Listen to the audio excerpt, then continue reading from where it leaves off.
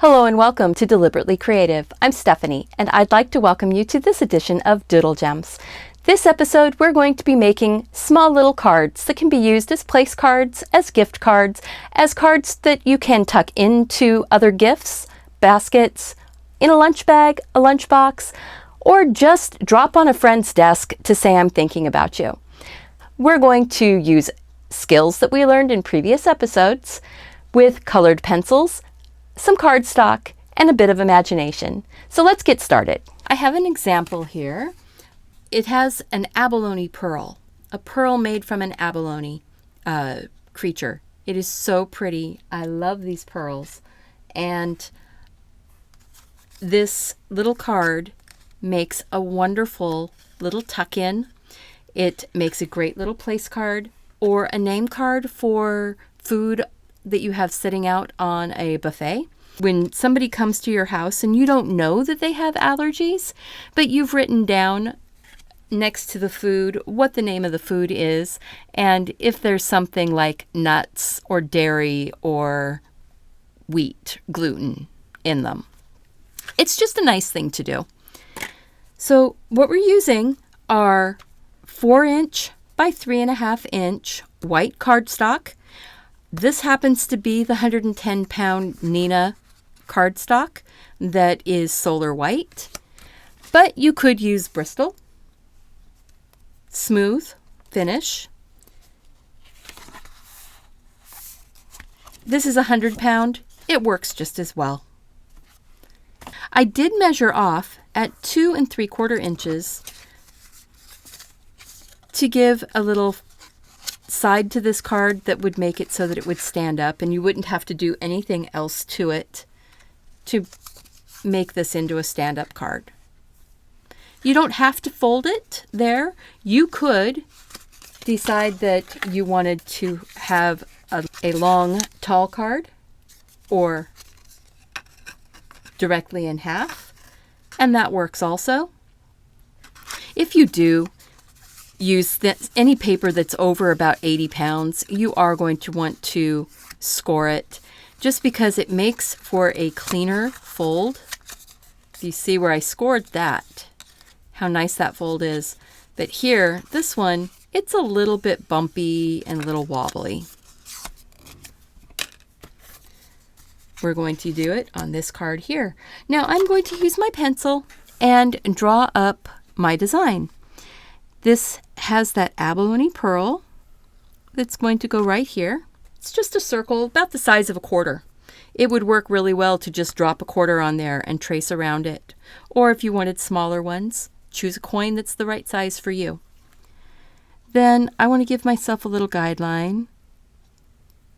This is where one side of the leaf branch goes, and this is where the other one is going. You can have these curls go whichever direction they happen to want to go.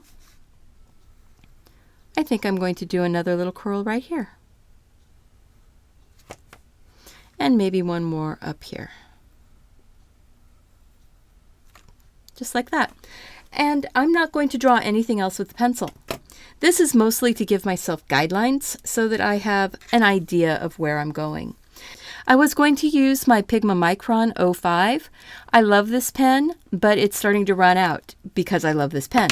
So I am instead going to be using my Pitt Artist pen, and it is the size S. So it's a fairly smallish tip. It's about the same size. But this one's a juicier pen. Or it was a juicier pen. Let's see. Oh yeah. It's still a juicier pen. So I'm giving myself the circle and drawing on the center branch of my little leaf branch.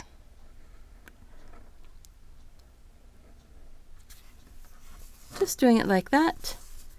Remember, rotate your card. Make it easy for you. You don't ever want art to be hard on your arm, on your hands. Make it easy for you. So when I was doing some research on the abalone, oh, just a second. I'm going to go ahead and do my fun little teardrop leaves because I like those leaves. And some of them will run right off the edge of the card, and that's okay. They are going to get smaller as I work out towards the end by the curls. So the abalone will make pearls just like oysters do.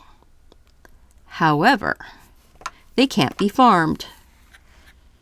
They cannot farm abalone pearls because abalone are like hemophiliacs.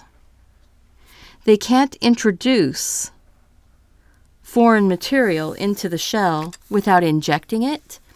And the process of injecting it breaks the skin surface of the abalone, and they end up bleeding to death. So they don't do that. They do not farm them.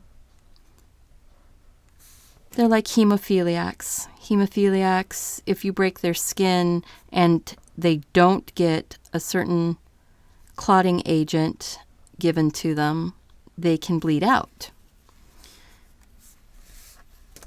So we don't want that to happen. It's not nice to mess with the animals that way.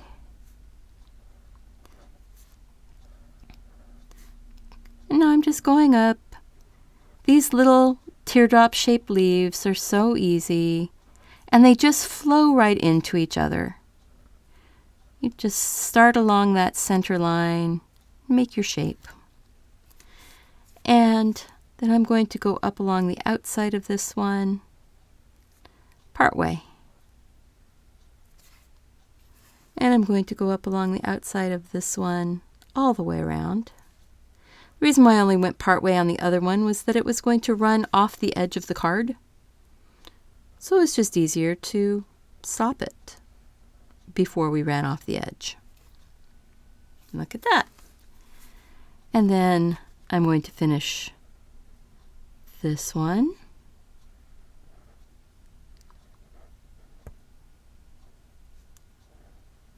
These little cards, they're fun because you can do so many different things with them. I will have on my Pinterest page a sheet of 6 designs that I have already inked up, that if you wanted to just run cardstock through your printer and print them out on cardstock, you would be able to just color the gems and not have to do the doodling. And that's my gift to you for the holiday season, to make it a little bit easier. So I actually wrote words in. When I put it into the computer to upload, it will have the words removed to make it easier for you, just so that you can print the PDF and then you can write any word you want to have. Or a note that you might want to write to someone.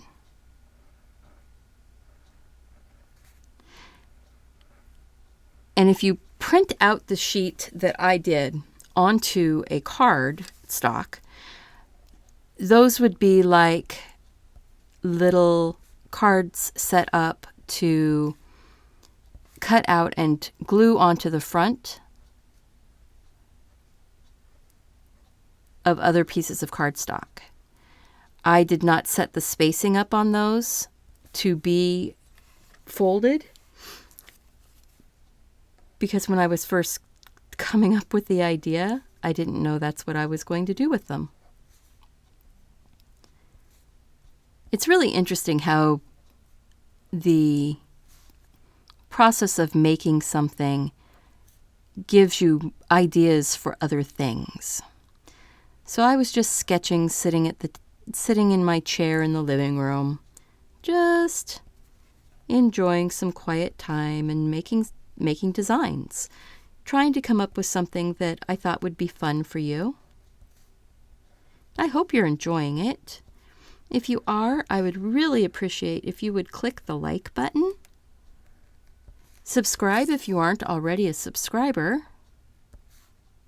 so that you'll find out when I send up more videos. And leave me a comment at the end and let me know if you enjoyed this video, what it was that you enjoyed. Do you want more project type videos, or do you want me to stick with just doing the techniques? Just do how to do different types of gems and not how to use them. I'd like to know, so that way I'm doing what you guys want in these episodes of Doodle Gems. Okay, so we need to erase here first before we do anything. Get those pencil lines off. Graphite doesn't remove from underneath of colored pencil very well. And I have the list of all of the colored pencils that I used in the description below. So I'm going to start off here with the non-photo blue. And I'm doing that because the blue will work as a buffer between the purple and the green. The blue works nice with the green, the blue works nice with the purple, but the purple and the green don't talk to each other very nicely at all. Only when you want to use it to get a little bit of a brown tone or a deeper, richer, dark tone. But for now, we don't want those colors to mix. So then I picked up the Chartruse.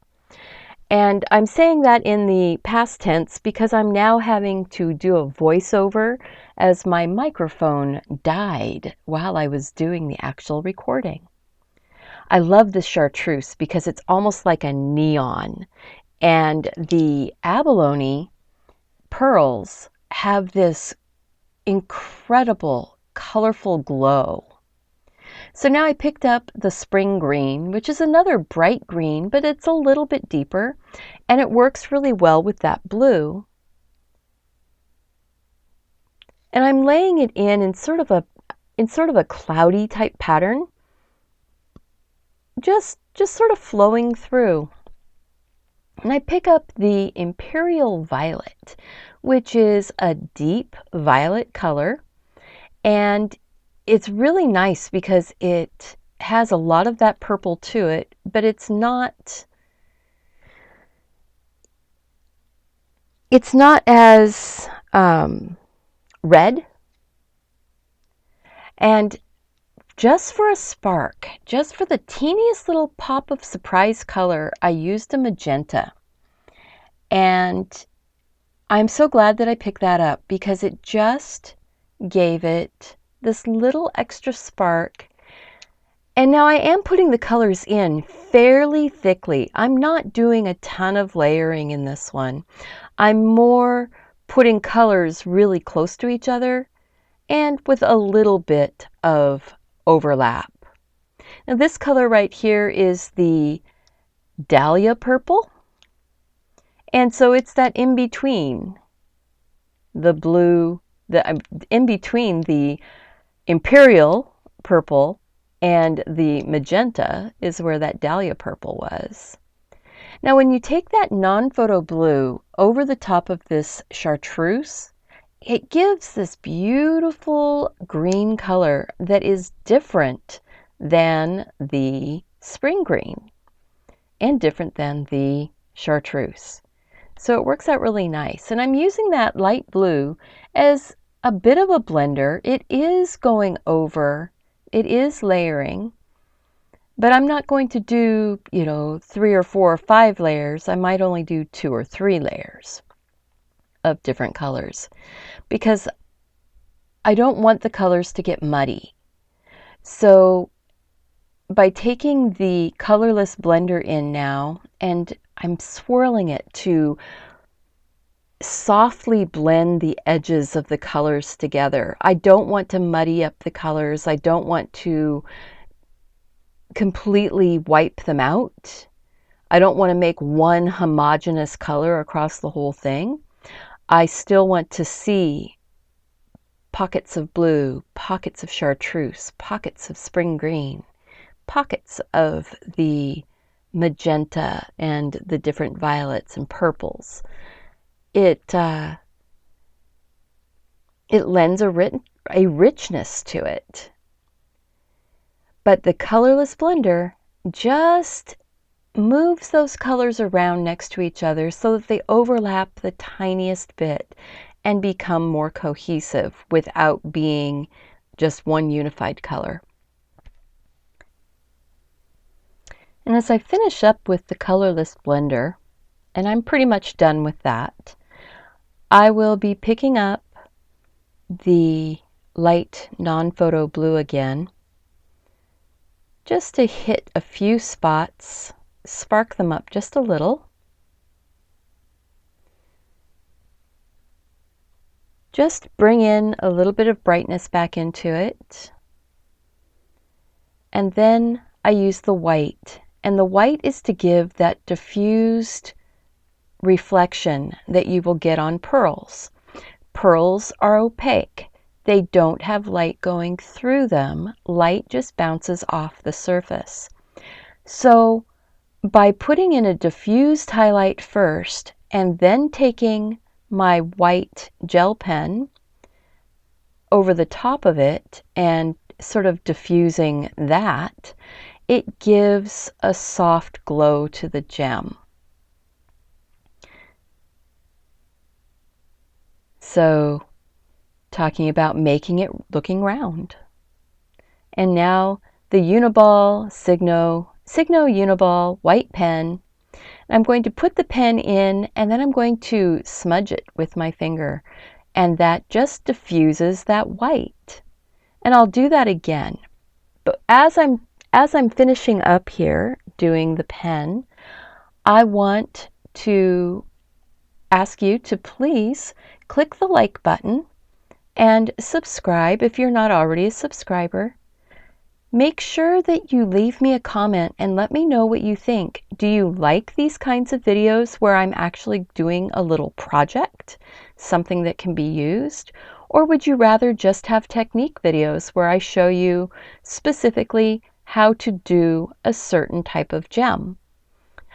I would love it if you would also share this video with your friends who might be interested in either how to make little place cards or how to do this type of a gem, making pearls, making abalone pearls, just doing doodle gems in general. I'd love to know if you want me to keep doing this. Share with me what you think. Now, if you look at this, by just taking the tiniest bit of that indigo blue right around the edges, even though I'm not doing a whole lot, it just lifts that up off the paper. It just popped it into a more round shape. Now, I am planning on doing some place cards for a holiday party, and I think that these are probably what I'm going to be using. If you make any of these types of place cards, share your designs with me. Remember, on the Pinterest page is the free printable for your holiday enjoyment. And it works really well as a coloring sheet too, if you just want to throw them out with crayons for the kids. Remember to go out and do something creative. Take care. Bye-bye.